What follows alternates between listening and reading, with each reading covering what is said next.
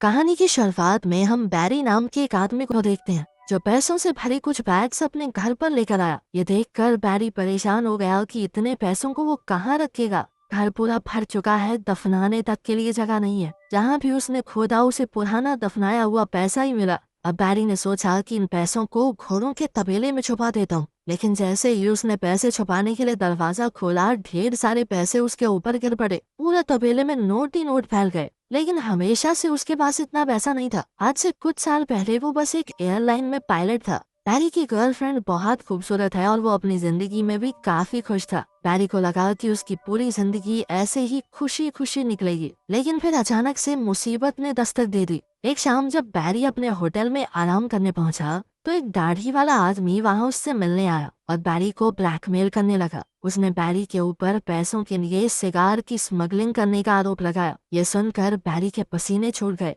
क्योंकि अगर ये बात बाहर निकली तो उसकी बदनामी हो जाएगी। उसका पायलट का लाइसेंस रद्द कर दिया जाएगा। फिर क्या करेगा वो जिंदगी में। बैरी को घबराया हुआ देखकर इस आदमी ने बताया कि वो एक CIA एजेंट है और उसका नाम है मॉन्टी। फिर बैरी को उसने अपनी टीम से मिलवाया। वो बैरी को एक गुप्त जगह पर ले गए जो जहाज रखने की जगह थी। वहाँ उस वक्त का सबसे तेज प्लेन देखकर बैरी की आंखें चमक उठी। इस प्लेन में दो बहुत ही ताकतवर इंजन थे। बैरी उस प्लेन को बड़े चाव से देखने लगा। मॉन्टी ये देखकर बहुत खुश हुआ और उसने बैरी को उसका मिशन बताया। बैरी को ये प्लेन सेंट्रल अमेरिका के दुश्मन देशों के ऊपर उड़ाना होगा। उसे प्लेन जमीन के पास थोड़ा नीचे उड़ाना है ताकि खुफिया तस्वीरें ली जा सकें। लेकिन यह खुफिया मिशन है, इसकी जानकारी बैरी किसी को नहीं दे सकता, अपनी गर्लफ्रेंड लूसी को भी नहीं। लेकिन बैरी को इस वक्त किसी भी चीज की परवाह नहीं थी। वो बस अपने सपनों के जहाज को उड़ाने के लिए उतावला था। मॉन्टी ने दरवाजे खोले ताकि बैरी जहाज की टेस्ट ड्राइव ले सके। घर जाकर उसने लूसी को बताया कि मुझे अभी वाली नौकरी छोड़नी है, क्योंकि मुझे एक दूसरी कंपनी में बहुत अच्छा काम मिला है। उसने अपने मिशन का कोई जिक्र नहीं किया। लूसी को ये बात बड़ी ही अजीब लगी। कोई पायलट एक एयरलाइन में कैप्टन की नौकरी छोड़कर एक अनजान कंपनी में क्यों काम करना चाहेगा। उसी रात एक फ्लाइट के दौरान बैरी अचानक से कॉकपिट छोड़कर निकल गया, अपनी जिंदगी की एक नई शुरुआत करने। उसके बाद से बैरी मॉन्टी का आदमी बन गया। वो सेंट्रल अमेरिका के देशों में अंदर तक जहाज उड़ाता और हर तरह के खतरे का सामना करता ताकि वो खुफिया तस्वीरें ले सके। हर बार सफर बहुत खतरनाक होता, लेकिन बैरी को अब इसी में मजा आने लगा था। मॉन्टी ने जब तस्वीरें अपने सीनियर्स को दिखाई तो लोग बहुत तारीफ करने लगे, लेकिन अभी तक बैरी ने लूसी को कुछ नहीं बताया था। उन दोनों की शादी भी हो गई और अब एक बेटी भी है, लेकिन बैरी की आमदनी अब कुछ खास नहीं हो रही।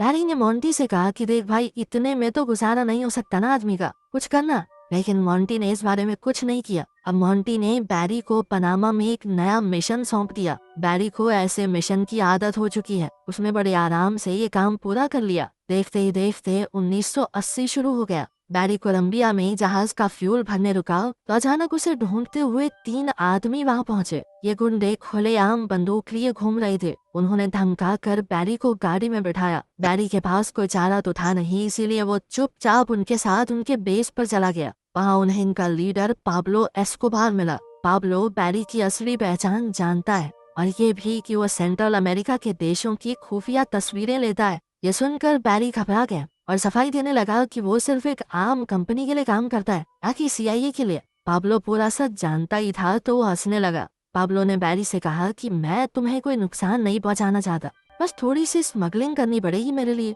उड़ते हुए जाओगे, मेरा थोड़ा सामान वहाँ ले जाना। इसके बाद पाब्लो बैरी को अपने फार्म पर ले गया, ये समझाते हुए कि माल की स्मगलिंग कितनी मुश्किल है। इसी काम के लिए उसे बैरी की मदद चाहिए थी। हर डिलीवरी के पूरे होने पर वो बैरी को 1 किलो का $2000 देगा। बैरी ये सुनकर बहुत ज्यादा खुश हो गया। इस सब में तो फोटो खींचने से भी ज्यादा पैसे मिलेंगे। लेकिन जब उसने पूरे सिस्टम को समझा तो बैरी को समझ आया कि कमी कहाँ पर है। जो रनवे पाब्लो ने बनाया था वो बहुत ज्यादा छोटा है और बहुत से पायलट पहले भी टेक ऑफ करते हुए मर चुके हैं। बैरी ने कहा कि ये रनवे थोड़ा लंबा कर लो ना, पैसे की कमी है तुम्हारे पास। लेकिन पाब्लो ने कहा कि अगर काम करना है तो करो, नहीं तो निकलो यहाँ से, सुझाव देने की जरूरत नहीं है। ये सुनकर तो बैरी की ईगो हर्ट हो गई। उसने फैसला लिया कि अब तो मैं इतने ही रनवे में उड़ा के दिखाऊंगा प्लेन। उसने कहा कि ये डिलीवरी तुम्हारे हिसाब से नहीं होगी, मैं बताऊंगा कि सामान कैसे डिलीवर होगा। उसने पाब्लो को एक जगह बताई कि वहाँ खुले मैदान है, मैं प्लेन को बिल्कुल नीचे ले जाकर सामान गिरा दूंगा, वहाँ तुम अपने आदमी भेजकर सामान उठवा लेना।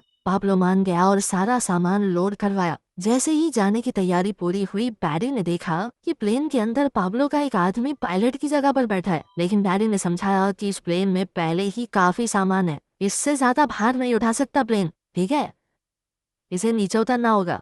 पाब्लो ने उस आदमी को उतार लिया और फिर बैरी निकलने लगा। पाब्लो ने गुड लक के तौर पर बैरी को एक क्रॉस तोहफे में दिया।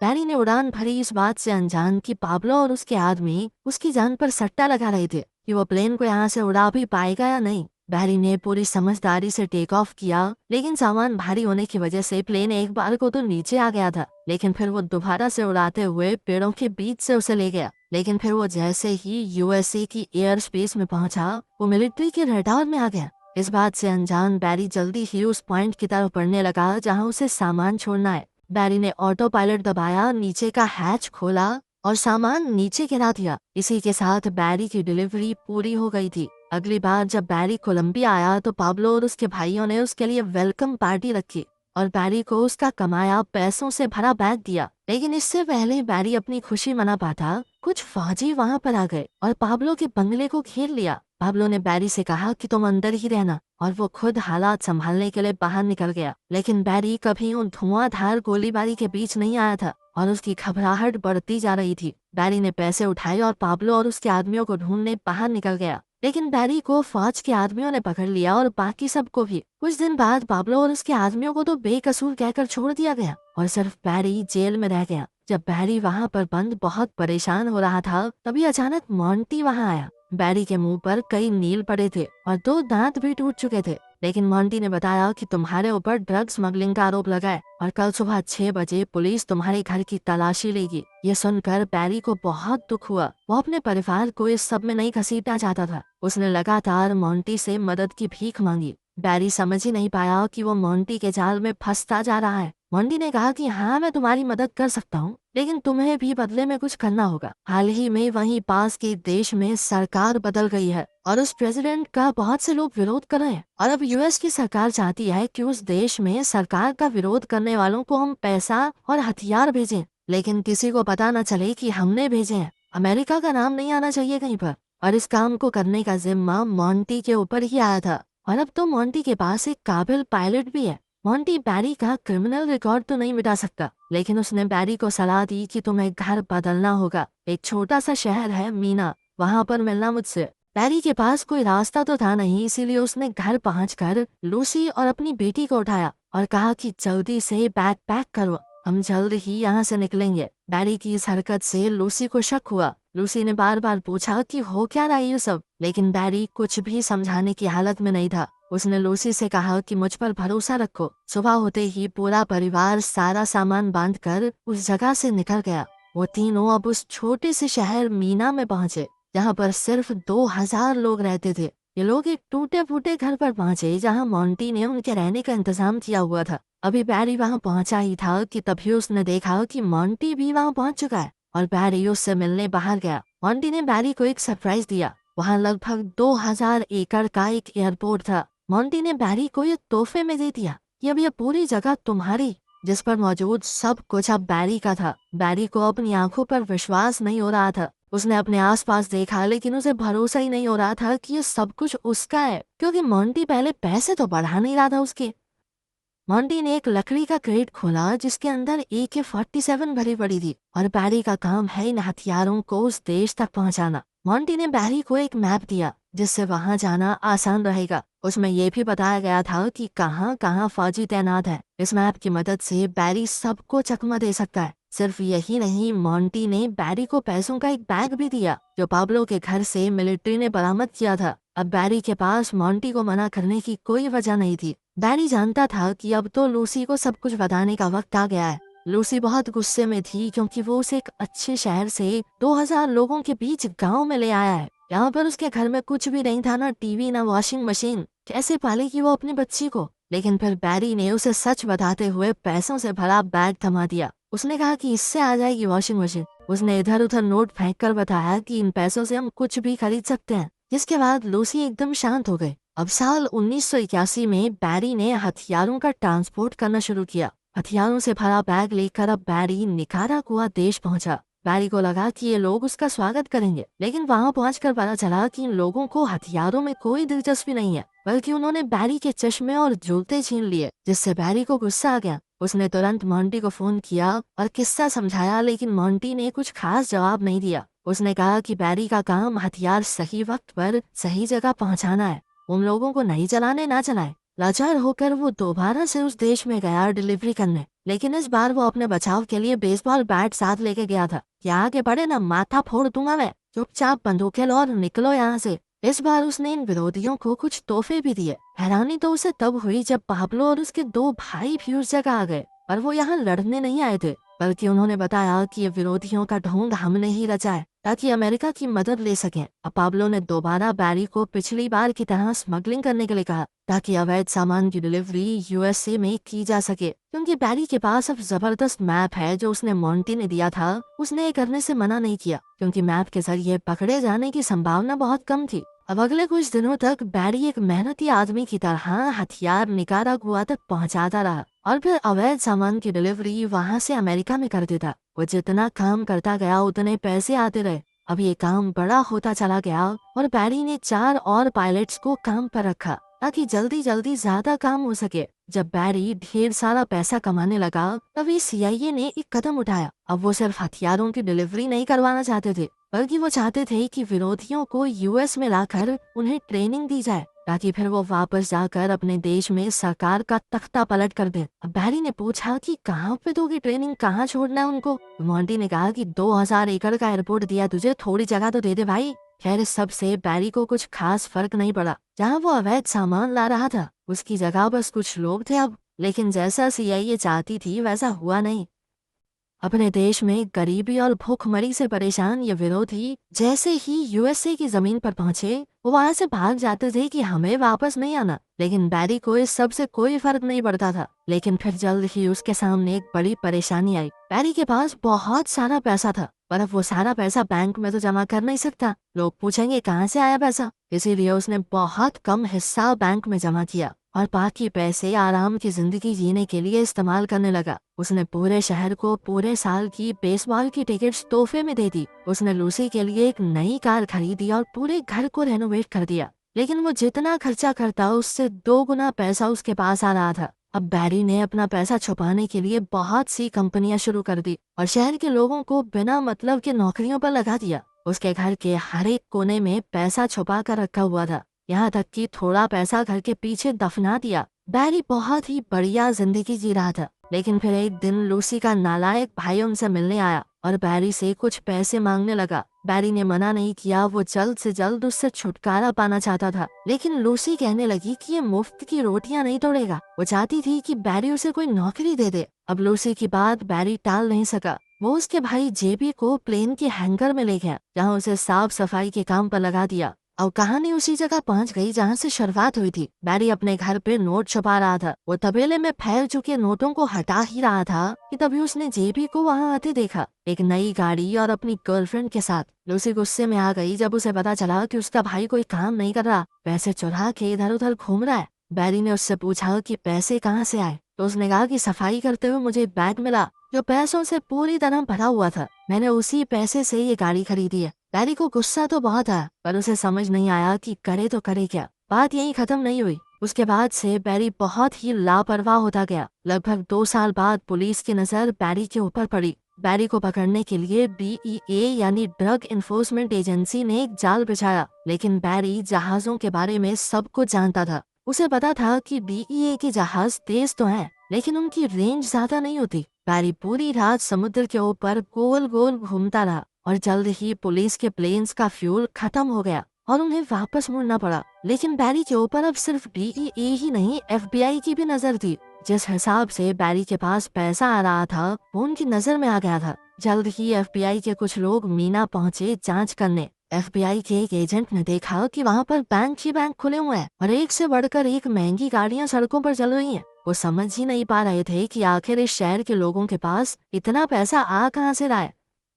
एक और मिशन के दौरान बैरी अब बॉर्डर पेट्रोल की नजर में भी आ गया था और जिस तरह डीईए को बैरी ने चकमा दिया था, उस बात को ध्यान में रखते हुए बॉर्डर पेट्रोल वालों ने बैरी के प्लेन जैसे ही 2 और प्लेन भेजे ताकि इस बार किसी भी हालत में बैरी पकड़ा जाए। बैरी ये देखकर गुस्से में नीचे की तरफ बढ़ने लगा और हाईवे के ऊपर ही प्लेन लैंड करने लगा। लैंड होते ही जब बैरी प्लेन से उतरा, उसने सड़क पर मौजूद बच्चों की तरफ थोड़े पैसे फेंके, उनकी साइकिल ली और वहाँ से गायब हो गया। अभी बैरी ने सांस भी नहीं ली थी कि तभी पाब्लो का फोन आ गया। डीईए पाब्लो के पीछे भी पड़ी थी, इसीलिए अब वो कोलंबिया में नहीं रह सकता। वो अब वहाँ से भागकर निकारागुआ आ गया था, जिसके बाद बैरी भी वहाँ के लिए निकल गया। जैसे ही बैरी गया, जेबी ने एक पैसों से भरा बैग उठाया और अपनी नई गाड़ी लेकर मौज मस्ती करने के लिए निकल गया। उसके हाथ में पैसों से भरा सूटकेस था और वो एक रेस्टोरेंट में घुस गया, लेकिन वहाँ देखा कि पुलिस वाले खाना खा रहे हैं। डर कर जेबी अचानक भागा, लेकिन पुलिस वालों ने उसका पीछा करके उसे पकड़ लिया।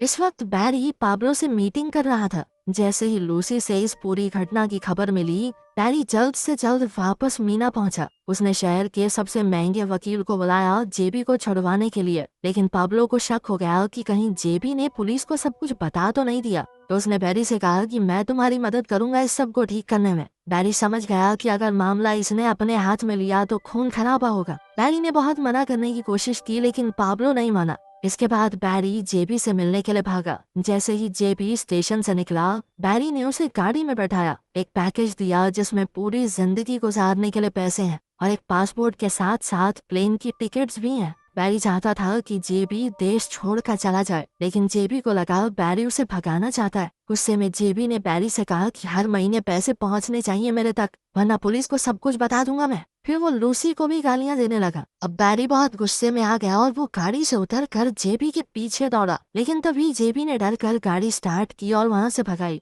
बैरी उसके पीछे पीछे भाग ही रहा था कि रुक साले, मैं बताता हूँ तुझे। लेकिन थोड़ी दूर जाते ही गाड़ी में जबरदस्त धमाका हुआ, जिसमें जेबी मारा गया और पैसे इधर उधर उड़ने लगे। बैरी एक बार के लिए तो भौचक्का रह गया, पर अंदर ही अंदर वो समझ गया था कि ये पाब्लो का काम है। बैरी ने अपनी गाड़ी से जेबी की गाड़ी को खींचना शुरू किया और उसे जंगल में छोड़ दिया। वहीं सीआईए को पता चल गया कि जो हथियार निकारागुआ भेजे गए हैं वो ड्रग ट्रैफिकिंग करने वालों के हाथ लग गए हैं। निकारागुआ से लाए गए विरोधी जिन्हें ट्रेनिंग दी गई थी, उनमें से बहुत कम लोग ट्रेनिंग पूरी करके वापस लड़ने गए। अब सीआईए वालों को समझ आया कि इनको बुलाकर ट्रेनिंग देना बहुत बड़ी बेवकूफी थी और मोंटी से ये सारा मिशन कैंसिल करने के लिए कहा।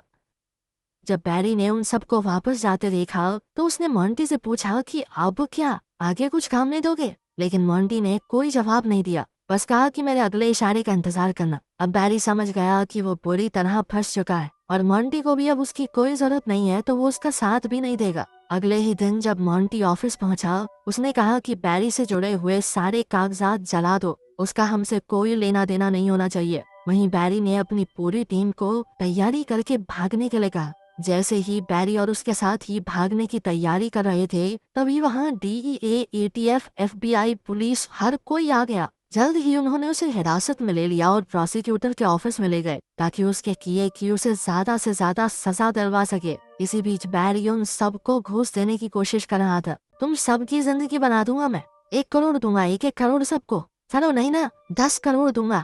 लेकिन तभी अचानक वकील को एक फोन आया। बैरी समझ गया कि कुछ तो बदल गया है। प्रोसिक्यूटर गुस्से में बाहर आई और बैरी की हथकड़ियां खोलने के लिए कहा और उसे फोन ने बैरी को आजाद कर दिया। जैसे ही वो बाहर निकला, सूट में 2 आदमी उसे गाड़ी में बैठाकर ले गए। बैरी को लगा कि ये मोंटी के आदमी है, लेकिन उसे वहाँ से डायरेक्ट एयरपोर्ट ले जाया गया और वहाँ से सीधा बैरी पहुंचा व्हाइट हाउस में। अब बैरी को प्रेसिडेंट से मिलना था तो वो काफी घबराया हुआ था। वो समझ नहीं पा रहा था कि उसे यहाँ क्यों लाया गया है। सीआईए के डायरेक्टर और आर्मी कर्नल ने यह फैसला लिया कि बैरी एक आखिरी बार पाब्लो से डील करेगा ताकि इस मौके का फायदा उठाकर पाब्लो की खुफिया तस्वीरें ली जा सकें। ये ऐसे सबूत होंगे जिन्हें झुकलाया नहीं जा सकेगा। बैरी ये काम करने को तैयार तो हो गया, लेकिन वो बहुत घबरा रहा था। अगर पाब्लो एस्कोबार को भनक तक लग गई कि बैरी उसे फंसाना चाहता है तो वो उसके चीथड़े उड़ा देगा। अपने परिवार से अलविदा कहकर बैरी और उसके असिस्टेंट ने एक सफर शुरू किया। वो एक तूफान से गुजरते हुए निकारागुआ पहुंचे। जैसे ही प्लेन का दरवाजा खोला, फौजी बंदूकें लेकर तैनात हो गए। बैरी घबरा गया, समझाने लगा कि ये सिर्फ एक तोहफा है। तभी पाब्लो वहां पहुंचा। उसने अपने फौजियों से कहा कि इसे मार दो। बैरी बहुत ज्यादा डर गया, पर तभी पाब्लो हंसने लगा और अपने फौजियों को पीछे हटने को कहा। पाब्लो का मजाक करने का अलग ही तरीका था। अब बैरी ने थोड़ा शांत होकर पाब्लो और उसके साथियों को सारे हथियार दिए। बैरी के साथी ने चुपके से खुफिया कैमरा चालू किया, जिससे पाब्लो और उसके साथियों के चेहरे साफ रिकॉर्ड हो गए। अब पुलिस के पास उनके खिलाफ ठोस सबूत आ गए थे। डायरेक्टर ने खुश होकर सबके लिए पार्टी रखी। बैरी ने अपना एक खतरनाक मिशन पूरा कर दिया था। लेकिन फिर एक दिन सरकार ने अपना वादा तोड़कर टीवी पर उसके चेहरे वाली फोटोज साफ साफ दिखा दी। दिखाना तो वो पाब्लो को चाहते थे, लेकिन पाब्लो के पास क्या टीवी नहीं था। अब उसे भी पता चल गया था कि बैरी ने उसे धोखा दिया है। उसने जल्द ही अपने कुछ गुंडों को भेजा बदला लेने के लिए। लेकिन बात यहीं खत्म नहीं हुई। सरकार पूरी तरह पलट गई। उन्होंने बैरी पर स्मगलिंग के आरोप लगाए, इसलिए एफबीआई ने उसका सारा पैसा, सारी प्रॉपर्टी जब्त कर ली। उसका सब कुछ जब्त होने से एक रात पहले बैरी ने किसी तरह अपनी पत्नी लूसी को